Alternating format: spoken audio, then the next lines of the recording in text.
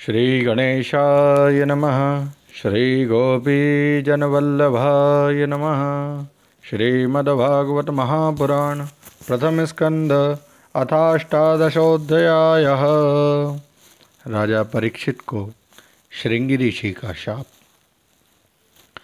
श्री सूत जी कहते हैं, अद्भुत कर्मा भगवान श्री कृष्ण की कृपा से राजा परीक्षित अपनी माता की कोख में अश्वत्थामा के ब्रह्मास्त्र से जल जाने पर भी मरे नहीं।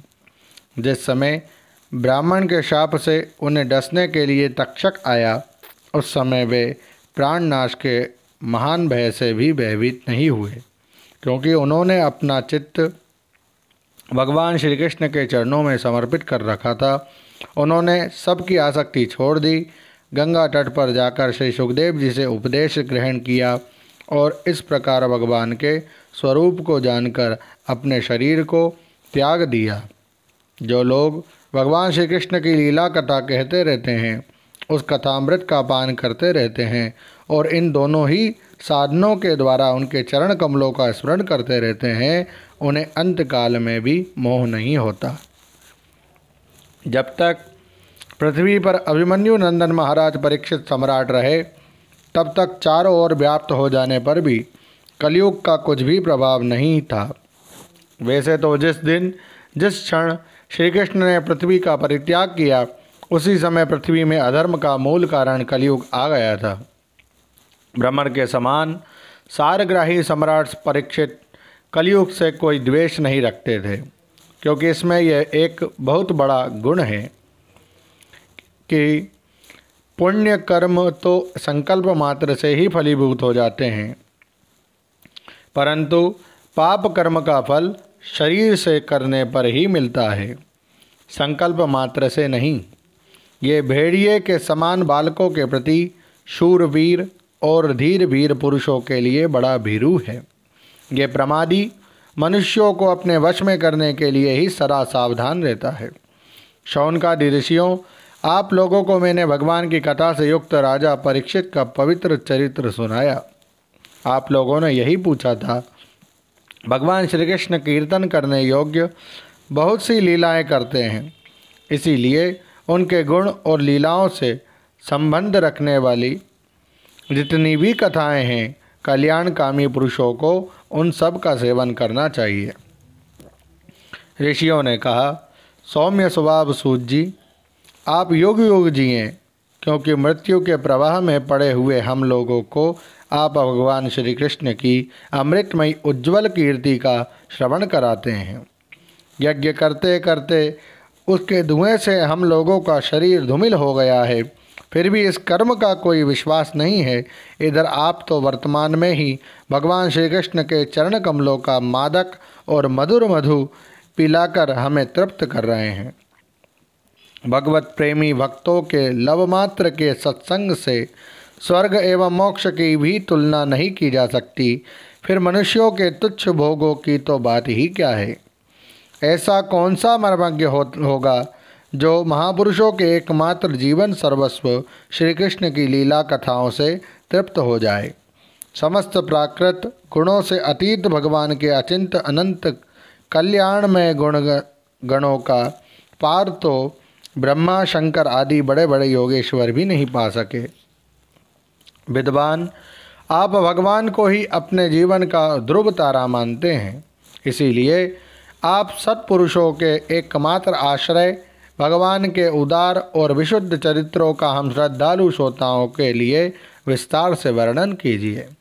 भगवान के परम प्रेमी महाबुद्धि परीक्षित ने श्री सुखदेव जी के उपदेश किए हुए जिस ज्ञान से मोक्ष स्वरूप भगवान के चरण कमलों को प्राप्त किया, आप कृपा करके उसी ज्ञान और परीक्षित के परम पवित्र उपाख्यान का वर्णन कीजिए, क्योंकि उसमें कोई बात छिपाकर नहीं कही गई हुई होगी और भगवत प्रेम की अद्भुत योग निष्ठा का निरूपण किया गया होगा। उसमें पद पद पर भगवान श्री कृष्ण की लीलाओं का वर्णन हुआ होगा। भगवान के प्यारे भक्तों को वैसा प्रसंग सुनने में बड़ा रस मिलता है।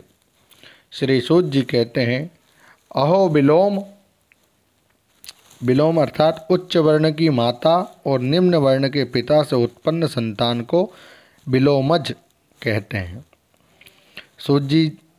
सूत जाति की उत्पत्ति इसी प्रकार ब्राह्मणी माता और क्षत्रिय पिता के द्वारा होने से उसे शास्त्रों में विलोम जाति माना गया है। अहो विलोम जाति में उत्पन्न होने पर भी महात्माओं की सेवा करने के कारण आज हमारा जन्म सफल हो गया, क्योंकि महापुरुषों के साथ बातचीत करने मात्र से ही नीच कुल में उत्पन्न होने की मनोव्यथा शीघ्र ही मिट जाती है। फिर उन लोगों की तो बात ही क्या है जो सत्पुरुषों के एकमात्र आश्रय भगवान का नाम लेते हैं। भगवान की शक्ति अनंत है, वे स्वयं अनंत हैं। वास्तव में उनके गुणों की अनंतता के कारण ही उन्हें अनंत कहा गया है। भगवान के गुणों की समता भी जब कोई नहीं कर सकता, तब उनसे बढ़कर तो कोई हो ही नहीं सकता। उनके गुणों की यह विशेषता समझाने के लिए इतना कह देना ही पर्याप्त है कि लक्ष्मी जी अपने को प्राप्त करने की इच्छा से प्रार्थना करने वाले ब्रह्मादि देवताओं को छोड़कर भगवान के न चाहने पर भी उनके चरण कमलों की रज का ही सेवन करती है। ब्रह्मा जी ने भगवान के चरणों का प्रक्षालन करने के लिए जो जल समर्पित किया था, वही उनके चरण नखों से निकलकर गंगा जी के रूप में प्रभावित हुआ। यह जल महादेव जी सहित सारे जगत को पवित्र करता है। ऐसी अवस्था में त्रिभुवन में श्री कृष्ण के अतिरिक्त भगवान शब्द का दूसरा और क्या अर्थ हो सकता है। जिनके प्रेम को प्राप्त करके धीर पुरुष बिना किसी हिचक के देह गेह आदि की दृढ़ आसक्ति को छोड़ देते हैं और उस अंतिम परमहंस आश्रम को स्वीकार करते हैं जिसमें किसी को कष्ट ना पहुँचाना और सब ओर से उपशांत हो जाना ही स्वधर्म होता है। सूर्य के समान प्रकाशमान महात्माओं, आप लोगों ने मुझसे जो कुछ पूछा है वह मैं अपनी समझ के अनुसार सुनाता हूँ। जैसे पक्षी अपनी शक्ति के अनुसार आकाश में उड़ते हैं, वैसे ही विद्वान लोग भी अपनी अपनी बुद्धि के अनुसार ही श्री कृष्ण की लीला का वर्णन करते हैं। एक दिन राजा परीक्षित धनुष लेकर वन में शिकार खेलने गए हुए थे। हरिणों के पीछे दौड़ते दौड़ते वे थक गए और उन्हें बड़े जोर की भूख और प्यास लगी। जब कहीं उन्हें कोई जलाशय नहीं मिला, तब वे पास के ही एक ऋषि के आश्रम में घुस गए। उन्होंने देखा कि वहां आंखें बंद करके शांत भाव से एक मुनि आसन पर बैठे हुए हैं। इंद्रिय, प्राण, मन और बुद्धि के निरुद्ध हो जाने से वे संसार से ऊपर उठ गए थे। जागृत, स्वप्न, सुषुप्ति तीनों अवस्थाओं से रहित निर्विकार ब्रह्मरूप तुरीय पद में वे स्थित थे। उनका शरीर बिखरी हुई जटाओं से और कृष्ण मृग चर्म से ढका हुआ था। राजा परीक्षित ने ऐसी ही अवस्था में उनसे जल मांगा, क्योंकि प्यास से उनका गला सूखा जा रहा था। जब राजा को वहां बैठने के लिए तिनके का आसन भी न मिला, किसी ने उन्हें भूमि पर भी बैठने को न कहा, अर्घ्य और आदर भरी मीठी बातें तो कहाँ से मिलती। तब अपने को अपमानित सा मानकर वे क्रोध के वश में हो गए। शौनक जी, वे भूख प्यास से छटपटा रहे थे, इसीलिए एकाएक उन्हें ब्राह्मण के प्रति ईर्ष्या और क्रोध हो आया। उनके जीवन में इस प्रकार का यह पहला ही अवसर था। वहाँ से लौटते समय उन्होंने क्रोधवश धनुष की नोक से एक मरा हुआ सांप उठाकर ऋषि के गले में डाल दिया और अपनी राजधानी में चले आए।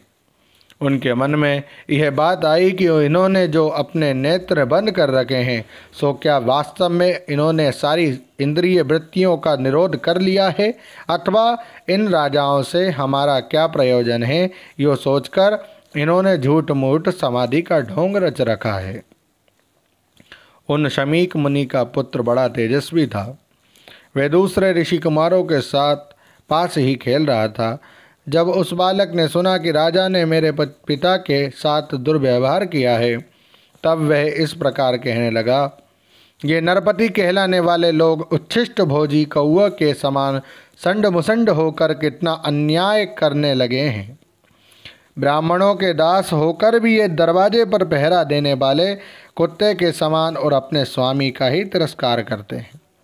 ब्राह्मणों ने क्षत्रियों को अपना द्वारपाल बनाया है। उन्हें द्वार पर रहकर रक्षा करनी चाहिए। घर में घुसकर स्वामी के बर्तनों में खाने का उसे अधिकार नहीं है। अतएव उन्मार्गगामियों के शासक भगवान श्री कृष्ण के परम धाम पधार जाने पर इन मर्यादा तोड़ने वालों को आज मैं दंड देता हूँ। मेरा तपोबल देखो। अपने साथी बालकों से इस प्रकार कहकर क्रोध से लाल लाल आंखों वाले उस ऋषि कुमार ने कौशिकी नदी के जल से आचमन करके अपने वाणी रूपी वज्र का प्रयोग किया। कुलांगार परीक्षित ने मेरे पिता का अपमान करके मर्यादा का उल्लंघन किया है, इसीलिए मेरी प्रेरणा से आज के 7वें दिन उसे तक्षक सर्प डस लेगा। इसके बाद वह बालक अपने आश्रम पर आया और अपने पिता के गले में सांप देखकर उसे बड़ा दुख हुआ तथा वह दहाड़ मारकर रोने लगा। विप्रवर शौनक जी शमीक मुनि ने अपने पुत्र का रोना चिल्लाना सुनकर धीरे धीरे अपनी आंखें खोली और देखा कि उनके गले में एक मरा सांप पड़ा है। उसे फेंककर उन्होंने अपने पुत्र से पूछा, बेटा तुम क्यों रो रहे हो? किसने तुम्हारा अपकार किया है? उनके इस प्रकार पूछने पर बालक ने सारा हाल कह दिया। ब्रह्मर्षि शमीक ने राजा के शाप की बात सुनकर अपने पुत्र का अभिनंदन नहीं किया। उनकी दृष्टि में परीक्षित शाप के योग्य नहीं थे। उन्होंने कहा, ओह मूर्ख बालक, तूने बड़ा पाप किया। खेद है कि उनकी थोड़ी सी गलती के लिए तूने उनको इतना बड़ा दंड दिया। तेरी बुद्धि अभी कच्ची है। तुझे भगवत स्वरूप राजा को साधारण मनुष्यों के समान नहीं समझना चाहिए, क्योंकि राजा के दुस्सह तेज से सुरक्षित और निर्भय रहकर ही प्रजा अपना कल्याण संपादन करती है। जिस समय राजा का रूप धारण करके भगवान पृथ्वी पर नहीं दिखाई देंगे, उस समय चोर बढ़ जाएंगे और आरक्षित भेड़ों के समान एक क्षण में ही लोगों का नाश हो जाएगा। राजा के नष्ट हो जाने पर धन आदि चुराने वाले चोर जो पाप करेंगे, उसके साथ हमारा कोई संबंध ना होने पर भी वे हम पर भी लागू होगा, क्योंकि राजा के ना रहने पर लुटेरे बढ़ जाते हैं और वे आपस में मार पीट गाली गलौज करते हैं। साथ ही पशु, स्त्री और धन संपत्ति भी लूट लेते हैं। उस समय मनुष्यों का वर्णाश्रम चार युक्त वैदिक आर्य धर्म लुप्त हो जाता है। अर्थ, लोभ और काम वासना के विवश होकर लोग कुत्तों और बंदरों के समान वर्ण संकर हो जाते हैं। सम्राट परीक्षित तो बड़े ही यशस्वी और धर्म धुरंधर हैं। उन्होंने बहुत से अश्वमेध यज्ञ किए और वे भगवान के परम प्यारे भक्त हैं। वे ही राजर्षि भूख प्यास से व्याकुल होकर हमारे आश्रम पर आए थे। वे शाप के योग्य कदापि नहीं हैं। इस नासमझ बालक ने हमारे निष्पाप सेवक राजा का अपराध किया है। सर्वात्मा भगवान कृपा करके इसे क्षमा करें। भगवान के भक्तों में भी बदला लेने की शक्ति होती है, परंतु वे दूसरों के द्वारा किए हुए अपमान, धोखेबाजी, गाली गलौज, आक्षेप और मारपीट का कोई बदला नहीं लेते। महामुनि शमीक को पुत्र के अपराध पर बड़ा पश्चाताप हुआ। राजा परीक्षित ने जो उनका अपमान किया था, उस पर तो उन्होंने ध्यान ही नहीं दिया। महात्माओं का स्वभाव ही ऐसा होता है कि जगत में जब दूसरे लोग उन्हें सुख दुखादि द्वंद्वों में डाल देते हैं,